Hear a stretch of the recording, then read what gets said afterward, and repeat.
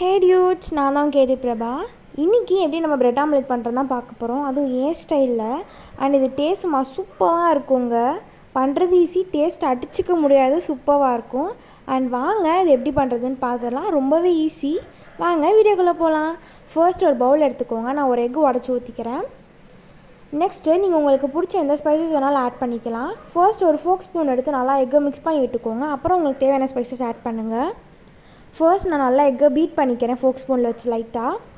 நான் வந்துட்டு சால்ட்டு அப்புறம் வந்துட்டு பெப்பர் மட்டும்தான் ஆட் பண்ணுறேன், அதுவே போதும். இப்போது நான் நல்லா ஃபோக் ஸ்பூன் வச்சு நல்லா பீட் பண்ணிக்கிறேன் எக்கும் அந்த எல்லோவும் நல்லா மிக்ஸாக நல்லா பீட் பண்ணிக்கோங்க.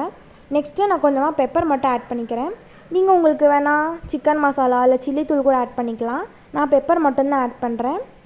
அண்ட் பெப்பரை எப்போவுமே எந்த ஸ்பைஸாக இருந்தாலும் சரி தூவி விடுங்க, அப்படியே போட்டுறாதீங்க. அண்ட் இதே நான் ஆட் பண்ணிட்டு லைட்டாக மிக்ஸ் பண்ணி விட்டுக்கிறேன். அண்ட் நான் கொஞ்சமாக சாட் மசாலா ஆட் பண்ணியிருக்கேன். நீங்கள் உங்களுக்கு எது பிடிச்சிருக்கோ நீங்கள் எது வேணாலும் ஆட் பண்ணிக்கலாம். அண்ட் இதை நல்லா இப்போ மிக்ஸ் பண்ணி விட்டுட்டு நெக்ஸ்ட்டு தோசைக்கல் பற்ற வச்சுக்கோங்க. நான் இப்போ கொஞ்சமாக பட்டர் ஆட் பண்ணி ப்ரெட்டு ரெண்டுமே டோஸ்ட் பண்ணிக்கிறேன். ரெண்டு சைடுமே கோல்டன் ப்ரௌன் அளவுக்கு நல்லா டோஸ்ட் பண்ணிக்கோங்க. இப்போ ஓரளவு கோல்டன் ப்ரௌன் ஆகிடுச்சு. இப்போ நான் ஒரு பிளேட்டில் எடுத்து வச்சுக்கிறேன்.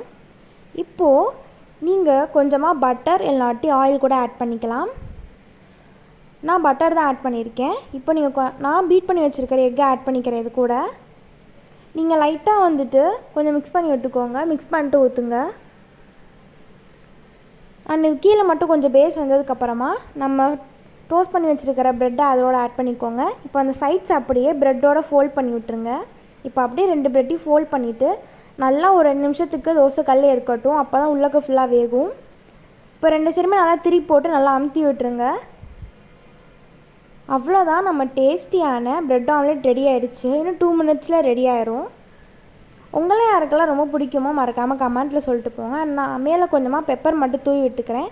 இப்போ நம்ம இதை பிளேட்டில் சேவ் பண்ணிடலாம். இப்போது நீங்கள் உங்கள் ஃப்ரெண்ட்ஸ்க்கு சர்வ் பண்ணும்போது கொஞ்சமாக சாஸ் ஊற்றி கூட சர்வ் பண்ணிக்கோங்க. டேஸ்ட் சூப்பராக இருக்கும். அண்ட் நீங்கள்லாம் யாரும் மயோனீஸ் லவ்ன்றதையும் மறக்காமல் சொல்லிட்டு போங்க. அண்ட் நான் சாஸ் ஆட் பண்ணிட்டேன். இப்போ நான் கத்தியில் கட் பண்ணுறேன். சூடாக சும்மா டேஸ்ட் சூப்பராக இருந்துச்சு. நானும் அம்மாவும் தான் சாப்பிட்டோம். அம்மா நல்லா இருந்துச்சுன்னு சொன்னாங்க. அண்ட் நீங்களும் டேஸ்ட் பண்ணி பார்த்துட்டு எப்படி இருக்குன்னு மறக்காமல் சொல்லிட்டு போங்க. இது ஏன் ஸ்டைல், நான் எப்போவுமே இப்படி தான் பண்ணுவேன். அண்ட் நீங்கள் எப்படி பண்ணுவீங்கன்றதையும் மறக்காமல் சொல்லிட்டு போங்க. அண்ட் தேங்க்ஸ் ஃபார் வாட்சிங் திஸ் வீடியோ.